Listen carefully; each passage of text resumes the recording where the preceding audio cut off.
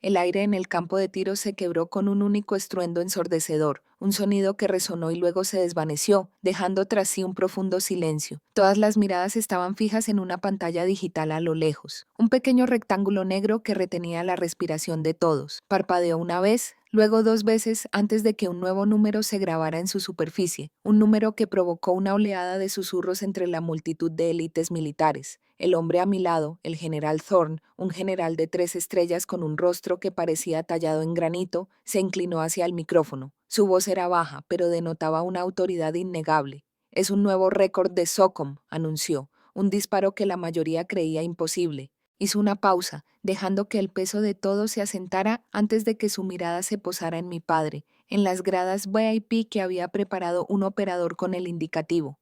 Valkyrie. Pero ese momento de impactante claridad, esa reivindicación pública innegable, nació de un momento de profunda y deliberada falta de respeto ocurrido apenas una semana antes. El escenario era una recepción familiar formal en Fort Bragg, una reunión estéril diseñada para presentar una imagen desinfectada a una profesión mortal. Estaba de pie en un rincón con mi uniforme de gala, intentando mimetizarme con el papel pintado. Ese siempre fue mi papel en la familia. Entonces vi a mi padre, el coronel Frank Jensen, un marín retirado que llevaba su gloria pasada como una segunda piel, cortejando al mismísimo General Thorne y a un capitán de los Navy SEALs que estaba de visita. Mi padre me señaló con desdén, un gesto de muñeca que borró por completo mi existencia. «Mi hija», dijo, con una risa condescendiente en la garganta. «Oh, le encanta estar en plena acción. Reparte papeles para el G2, creo. Marca dianas para los tiradores. Trae café». Sonrió, orgulloso de su breve resumen. Había reducido toda mi carrera, toda mi vida, a un papel secundario para los verdaderos soldados, una nota al pie en la historia de hombres más importantes. El capitán Seal me miró con un destello de confusión en el rostro, pero mi padre lo ignoraba por completo. No tenía ni idea, no podía saber que el General Thorne era quien me había informado personalmente sobre la operación Deadbolt, una iniciativa antiterrorista de primer nivel tan secreta que su nombre mismo estaba clasificado por encima del máximo secreto. No iba a traer café. Yo era el ojo en el cielo, el analista cuyos modelos de datos marcaban la diferencia entre una misión exitosa y un fracaso catastrófico. Una oleada de vergüenza intentó invadir mi pecho, pero algo más, algo mucho más frío y pesado, la reprimió. Era furia, una furia silenciosa y precisa que reconocía que esto ya no era solo un insulto personal, fue un compromiso profesional. Durante años me había tragado estos pequeños despidos en las cenas familiares, añadiéndolos a mi registro interno. Los logros olvidados, los elogios a mi hermano por su carrera sin importancia. Todo estaba ahí, pero esto era diferente. Esta no era su casa, era mi mundo, y él acababa de mostrar una falta de respeto que rozaba el desprecio, no solo a mí, sino a mi oficial al mando y a toda nuestra misión. Las reglas de combate acababan de cambiar, y él ni siquiera lo sabía. Mi padre se rió, completamente ajeno a todo. Pensó que solo estaba haciendo otra broma vieja a mi costa. No tenía ni idea de que acababa de cometer una grave falta profesional delante del único hombre que firma las órdenes de despliegue de mi misión. Para comprender el ajuste de cuentas que se puso en marcha, hay que comprender las dos vidas que me vi obligado a vivir. Vivir dos vidas significa convertirse en un experto en arquitectura. Construyes muros dentro de tu propia mente, muros gruesos, insonorizados y de carga, diseñados para evitar que un mundo se derrumbe sobre el otro. Mi familia vivía a un lado de ese muro, en un paisaje familiar de festividades predecibles, elogios tibios y el silencio resonante de decepciones no expresadas. Para ellos, yo solo era Elena, la Elena callada y sin rumbo, la hija que nunca encontró su lugar, aquella cuya carrera era un misterio vago y nada impresionante. La prueba de ello nunca fue más clara que en nuestra última cena de Navidad, una escena que se desarrolló con la dolorosa y agobiante familiaridad de una repetición que te ves obligado a ver cada año. La estrella indiscutible de la noche fue mi hermano Mark, el niño mimado de la familia, un capitán del ejército que lucía su reciente y muy común ascenso como si fuera una comisión de guerra. Mi padre alzó una copa, con la voz henchida de un orgullo resonante que no me había oído desde que gané una B de ortografía en 3er grado. «Por el capitán Mark Jensen», declaró, recorriendo con la mirada la sala, asumiendo un mando real, al ser enviado a Alemania para mantener la paz. Allí afuera, en medio de todo, un verdadero líder que enorgullecía a esta familia. Todos aplaudieron, el tintineo de las copas, un sonido dolorosamente brillante contra mi propio vacío interior. La asignación de Mark era un puesto logístico rutinario, coordinando envíos de suministros. No importaba, la narrativa estaba cimentada, Mark era el héroe, yo el público. Más tarde, durante un silencio en la conversación, intenté discretamente plantar mi propia bandera. Me concedieron la medalla de reconocimiento al servicio conjunto el mes pasado, dije. Mi voz apenas se alzaba por encima del tintineo de los cubiertos. Mi padre, a medio bocado de costilla, detuvo el tenedor. Me dirigió esa mirada, esa que mezclaba leve sorpresa con inminente despido, y me dio una breve y condescendiente palmadita en la mano. ¡Ay, qué bien, cariño! Muy bien. Hoy en día las dan por buena asistencia y por mantener la oficina ordenada, ¿verdad? Se rió entre dientes buscando el apoyo de Mark en su pequeña broma. Tu hermano está a pies ahí fuera haciendo el trabajo de verdad, ¿ves? Asentí. El recuerdo de la medalla, de la verdadera razón por la que la recibí, apareció en mis ojos. No fue por buena asistencia. Fueron las 3 noches sin dormir que pasé redirigiendo un recurso de inteligencia comprometido fuera de una ciudad hostil, usando solo un chat encriptado y mi conocimiento del alcantarillado. Otra entrada hizo clic en el libro de cuentas interno. Como siempre, mi madre, Linda, una mujer que consideraba la paz familiar como una religión y a mi padre como su deidad temperamental, vino a suavizar las cosas. Me encontró en la cocina con la expresión de una familiar máscara de cansancio y disculpa. Déjalo tener su momento, cariño, susurró, con la mano en mi brazo. Ya sabes cómo es tu padre, es de otra época. El trabajo de Mark es mucho más sencillo, es más fácil para él entenderlo, y necesita que le den ánimos. Sus palabras, que pretendían ser un bálsamo, se sintieron como otra capa de barniz, sellándome dentro de mi rol designado. No me pedía que lo comprendiera, me pedía que me encogiera ante él. Pero al otro lado de ese muro, al otro lado, estaba mi vida real. No era un mundo de escenas ruidosas y elogios vanos, era un mundo de absoluto silencio electrizante y una responsabilidad abrumadora.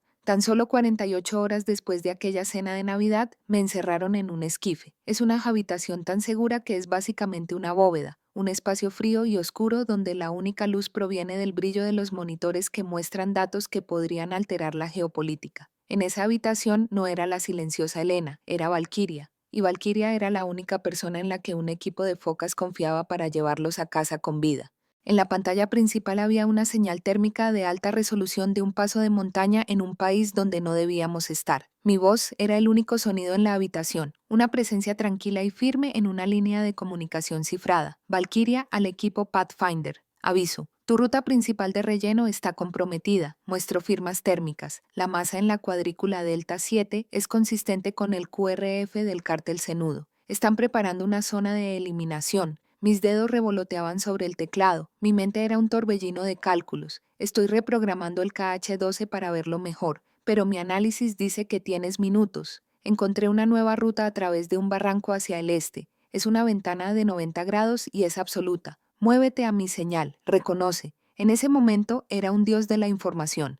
Estaba comparando informes humanos de un agente local, calculando la balística terminal para un posible apoyo aéreo de un dron que ni siquiera sabían que los vigilaba y procesando inteligencia de señales que me decía exactamente cuántos hombres esperaban para matarlos. Al otro lado de la sala, el general Thorne estaba de pie con los brazos cruzados, la mirada fija en mi pantalla. No habló, no tenía por qué hacerlo. Cuando la voz del líder del equipo respondió con un crujido, «Entendido, Valquiria, nos movemos a su señal». El general solo asintió lentamente. En este mundo, ese gesto era una medalla, era un desfile, era confianza absoluta. Esta era la asfixiante ironía con la que vivía a diario. La persona que mi familia veía como una decepción era la misma que los soldados de élite del mundo veían como su salvación.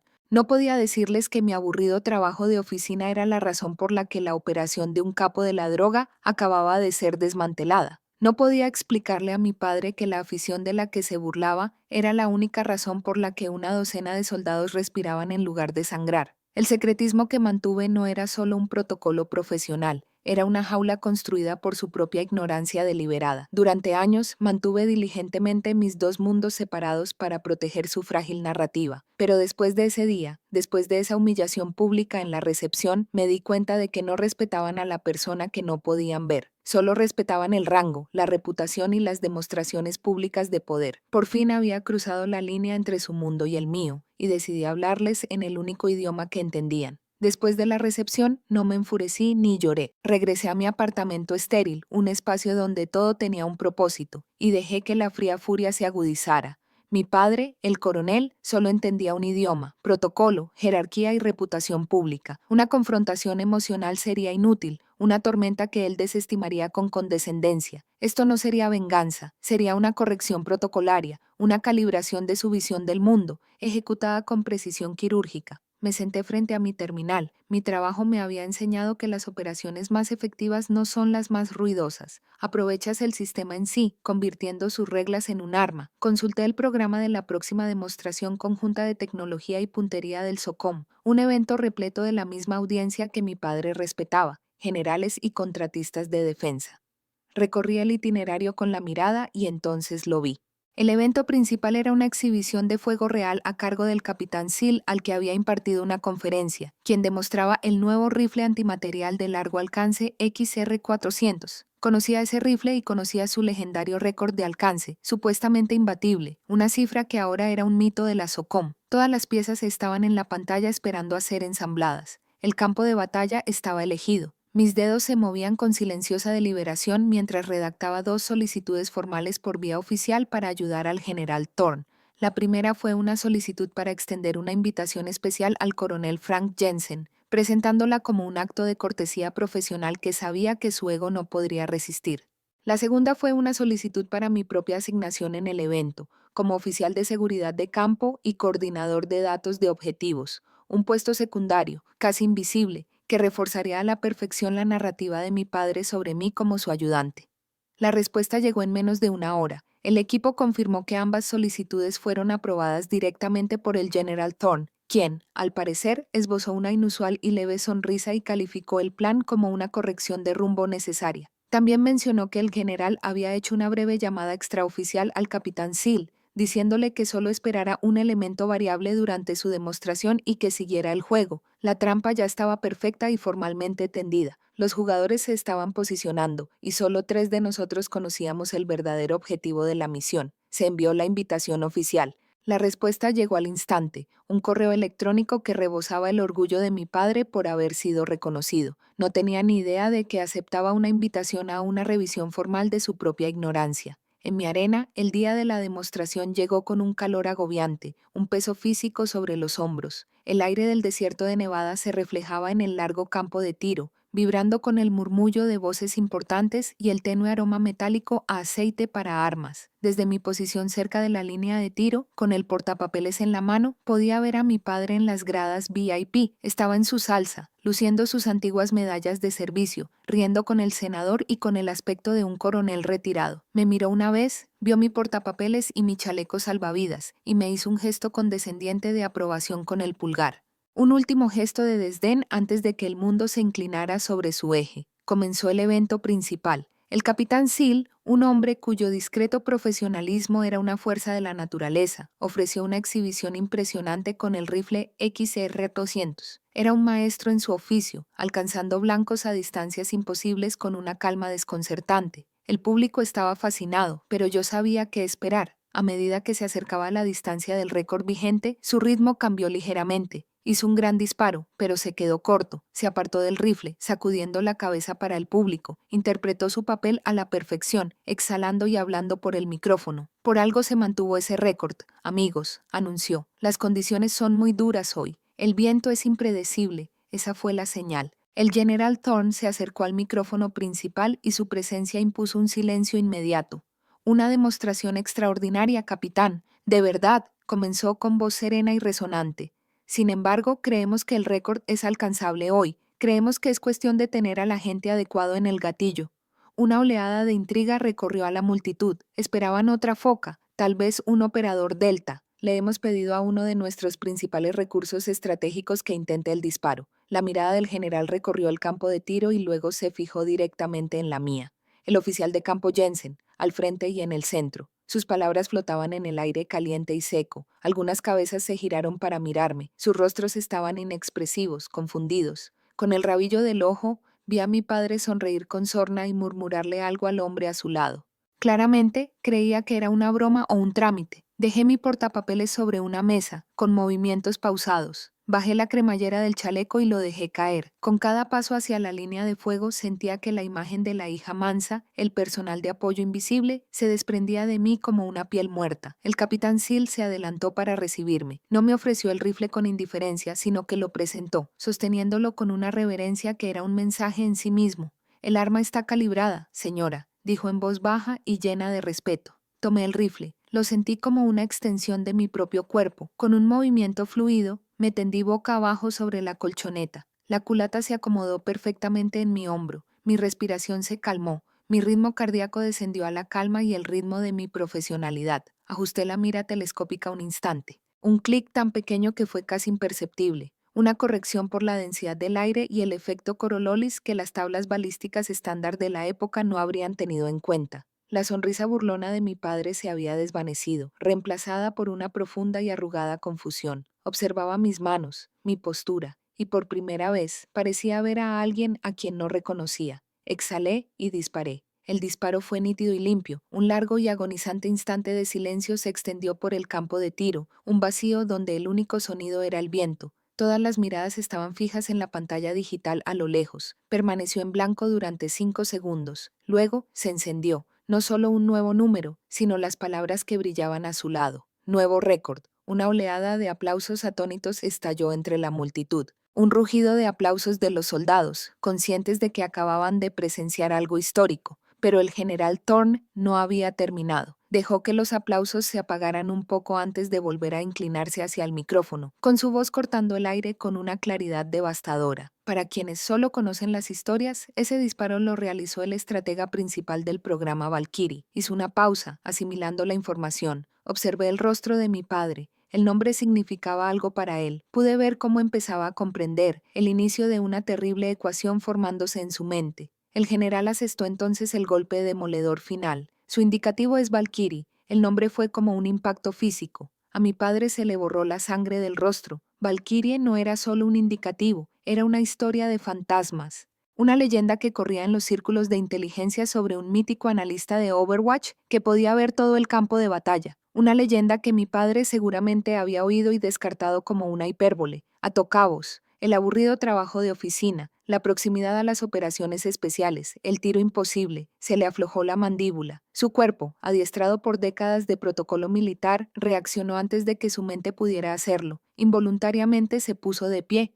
erguido como un palo, en una postura de respeto subordinado ante una fuerza superior. Ni siquiera podía mirarme, simplemente miraba al frente, con su mundo completamente desmantelado públicamente. Mi padre se había pasado la vida entera sermoneándome sobre la importancia de la reputación y el honor de un soldado. Al final, solo le bastó una palabra, mi nombre, para que supiera ante quién estaba. En el silencio resonante que siguió a la demolición pública de mi padre, el mundo empezó a ordenarse. El aplauso de mis compañeros fue una fuerza física, una oleada de respeto. Pero mis ojos siguieron a las 2 personas que se alejaban arrastrando los pies. Observé a mi madre intentando guiar a mi padre, cuyo rostro era una máscara pálida y flácida de absoluta conmoción entre la multitud que se separaba repentinamente. No miraron atrás, simplemente se movían como fantasmas. Su arrogancia desapareció, reemplazada por una quietud pesada y derrotada. Salieron del evento sin decir una palabra más, borrados por completo del paisaje que con tanto esfuerzo se habían esforzado por dominar. Al desaparecer su coche, mi mundo real se cernió sobre mí, cálido y sólido.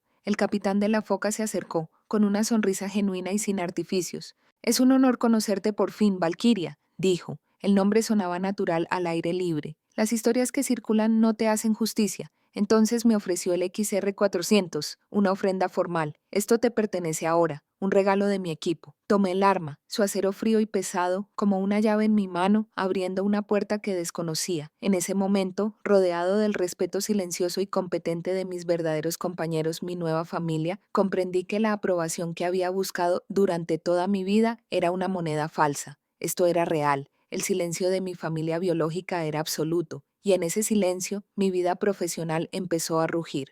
Un año después, ya no solo analizaba amenazas desde una habitación oscura, estaba en mi propia oficina, en la última planta del edificio de mando, con ventanas panorámicas que mostraban el mundo que debía proteger.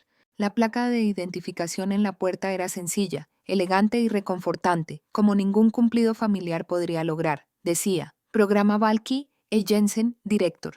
El general Thorne me había confiado el futuro del programa. Mi trabajo consistía en diseñar la próxima generación de protocolos de Overwatch. Mi trabajo definía el futuro de la inteligencia estratégica. Mi nueva familia era el equipo que formé, una colección cuidadosamente seleccionada de individuos brillantes, difíciles y con una dedicación feroz.